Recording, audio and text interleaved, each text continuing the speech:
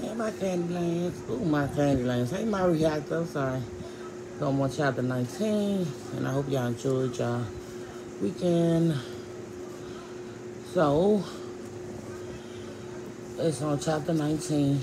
You mad at me over a stupid ass game forever. The bass from the loud music playing in the living room rattled the bathroom door. First sat on the toilet with her legs cocked open as Coconut licked her pussy clean. Oh my. On her knees. They were drunk and horny, and this was the only time they played the licky lick game. I'm about to come, Farrah said, grabbing her head. Keep flicking that tongue. She was overwhelmed by the sensation that Coconut long, hard, warm toe was putting on her clit. Coconut removed her wet lips from her pussy and said, shh. She looked at the closed bathroom door. I don't want nobody to come in here. The door locked. Stop worrying about it, Farrah whispered. Now keep doing it. She continued to eat her out until Farrah felt her body tingle all over. Her legs tensed up and she came in her mouth. Since she was on the toilet, her body automatically released a drop of urine and Coconut frowned. Ugh, she said, wiping her mouth. I hate when you do that shit. She stood up, wobbling to the sink, and washed her face. Then she grabbed Lisa's toothbrush instead of hers and scrubbed her teeth. You gotta tell me if you're gonna pee before you do it. First spun the toilet roll around and grabbed a few pieces to wipe her pussy. When I did you and you pissed in my mouth, I ain't say all that shit. Let's hurry up and go back to the party before people come looking for us. Knock, knock, knock. The rapping on the door caused both girls to quiver in shame. What y'all doing in there? Rhonda asked on the other side of the door. It don't take all that time to put on no makeup. Motherfuckers gotta use the bathroom. Fur and Coconut weren't acting like themselves because of the liquor in their blood. Randy had been stressing Fur out so much about the marriage that all she wanted to do was have a little fun. We're coming out now, Rhonda. Well, hurry up. You got a whole rack of niggas we don't know in your house. Some of them fine as shit, too, she screamed as the music suddenly grew louder. And if somebody steals something in this bitch, I don't want to hear your mouth. Since they were being freaky, they cleaned up and walked out the bathroom. On the way out, Fur could hear her dogs barking in the guest room. So she played with them for a few minutes to put space between her and Coconut. At first, the dogs were getting on her nerves, but now she loved them a lot because they were always happy to see her. After entertaining her dogs, she joined the party and was immediately overwhelmed by so many people. Most of them were friends of Coconut, Rhonda, and Lisa. They were celebrating everything from Fur's new roommate, who was a hit with her friends, to Knight asking Rhonda to be his wife. When she saw everyone, she couldn't believe how many people were in her house. She and Coconut was fucking around so long in the bathroom that she didn't monitor who was coming in or out. The smell of weed and the scent of an apple pie baking in the oven were dominant. When Lisa saw Fur through the crowd, she waved from the sofa. She looked real cute in her tight blue jeans and smooth ponytail. She was sitting next to Diamond D from Southwest D.C., who was known for robbing niggas, and she was sure he knew Randy. She wanted to keep the apartment a secret from him, but by having a party, she was going about it the worst way. When Mia walked in, Fur felt better because at least someone was there who had her back. Hey, Fur, where you been? Lisa yelled over the music. I've been looking for you all night. Me and Coconut was in the bathroom putting on makeup. She smiled weakly. I didn't know you knew Diamond D. She pointed at him. You got to watch that nigga. Yeah, we go way back. He cool, though, she said. I'm surprised Rhonda knew him. She's the one who invited him over. Anyway, you got any tampons? I came on my period. Yeah, they under the sink in my bathroom. Cool. She turned around to Diamond D and said, I'll be right back. He raised his bed and bopped his head to the music. Oh, yeah. Fur, come over here right quick, Coconut yelled. She was in the middle of the crowd and had a drink in her hand. We were about to play SmackDown. People were already prepared for the show, so whether Fur wanted to or not, she couldn't back down. Normally, Coconut was good at this game, but since she was drunk, Fur couldn't be sure. The object was simple. You had to smack your opponent as hard as you could until someone raised their hands and give up. You know you don't need to be playing that shit, Coconut, Rhonda said. Your ass twisted. She pulled her arm. Come on over here and sit by me. She shook her off. I got this. She pushed her drink into Rhonda's hand. Come on, Fur, you first. The crowd around them grew tighter. Without waiting, Fur smacked her so hard her neck snapped to the left. Oops. Damn, Diamond D said. She nailed that shit. While the game was in session, somebody knocked on the door and mid-opening. Fur couldn't see who it was because the house was so jam-packed. In every available place, there was a body. When Coconut refocused after her smack, she hit Fur with all she could.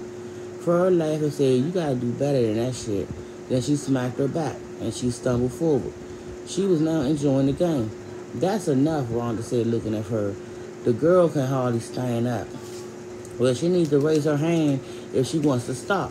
She know the rules, Mia referred with the sideline, from the sideline. You want her to stop, Coconut? Coconut looked at Fur and stepped to her. They played this game many times before, yet at the moment she couldn't hold her own. As hard as she could, she hit Fur again, but it was weak. Fur slapped her again, and the right side of her mouth bled. This is too much for me to watch, Lisa said, grabbing Diamond D's hand and taking him back to her room. The party was supposed to show Coconut what she was missing out on by not moving in with her, and now they had turned into something else. Coconut, feeling slightly unbalanced, got her bearing and smacked Fur back, but her face didn't move 1 inch. Fur handling that shit, someone said. Mia laughed and said, make this one count, Redbone. It's your turn. When Fur looked at Coconut, she saw that she was pleading with her eyes to stop.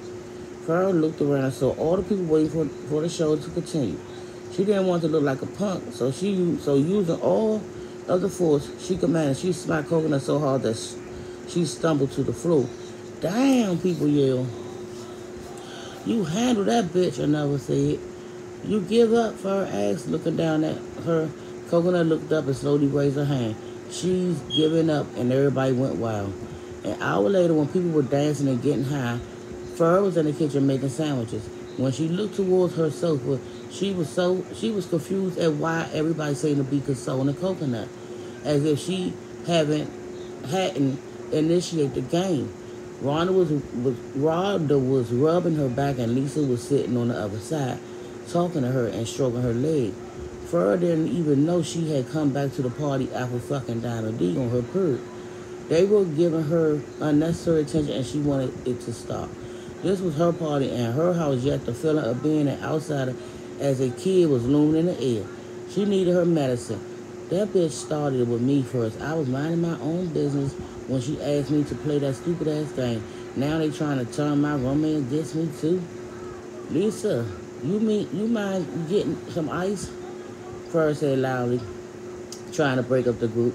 We ran out, and I'm making sandwiches for everybody. I ain't got no gas, Lisa yelled, trying to be heard over the music. I'm broke. We got an ice machine on every floor in this building. Ours is on the other end of the hallway. Lisa said something else to Rhonda before walking into the kitchen. She seemed angry. You mad at me over a stupid-ass game? Because I didn't even want to play, and Coconut been playing that shit since we were kids.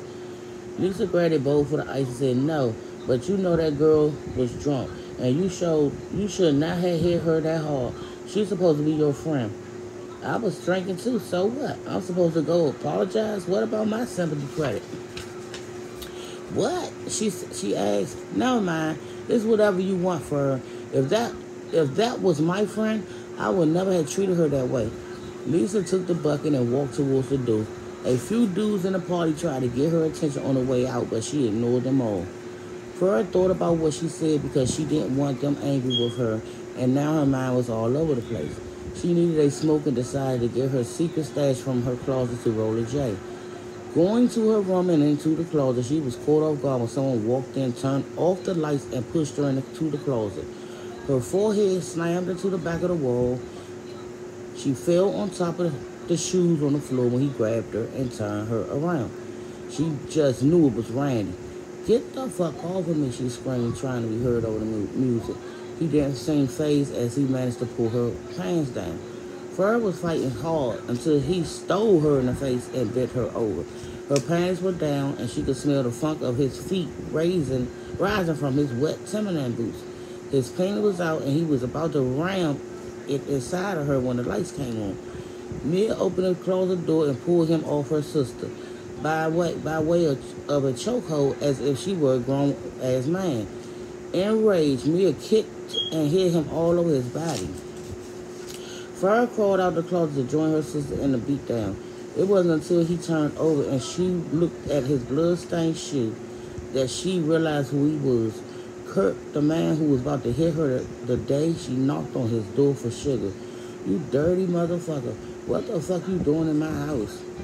Lisa went to the ice machine on the floor, but it was out of order. Deciding to go to another machine, she took the stairs when the elevator wouldn't open. When she made it to the fourth floor, someone was at that one too, so she took the stairway to the fifth floor. Filling her bucket with ice, she walked to the elevator, hit the button, and waited. But 5 minutes later, it still hadn't come. "I hate fucking elevators," she said to herself. "You can never use them when you need them." She went into the stairway and walked down the steps toward her floor. All of a sudden, she heard someone above her say, "There, Farrah, go. Right there. Get that bitch before she get away." When she looked up, she saw two men moving speedily in her direction. Her heart kicked into overdrive, and she felt adrenaline course through her body. She dropped the bowl filled with ice on the floor when a bullet smashed into the wall next to her. They were shooting at her, and she was so scared she was weak. "What did I do?" she cried. "Leave me alone." One of the men slid on the ice she dropped, and she hoped it would buy her some time. Her hopes were in vain when seconds later she could hear two sets of footsteps move towards her again. It seemed like it took forever to reach the 13th floor, and to make matters worse, she fell and injured her elbow. One of the men grabbed her leg, but she was able to kick him off, forcing him backwards into his partner. Both of them rolled down a few steps, and she got up and ran again. Finally, she was able to gain space and made it to her floor in one piece. Yanking the door open, she sprinted through the hallway, screaming at the top of her lungs. She could see the door to her apartment at the far end of the hallway, and prayed she reached before they got a hold of her. When she turned around, she was disappointed to see the men were hot on her tail. She didn't know what to do. She didn't know what they wanted, but they clearly had the wrong person. "Help me," she screamed. "They're trying to kill me." When the elevator opened and two cops got off and walked into the hallway, she fell to the floor, unable to believe her good fortune. But the men ran back through the stairway and out of sight before the officers could see or apprehend them.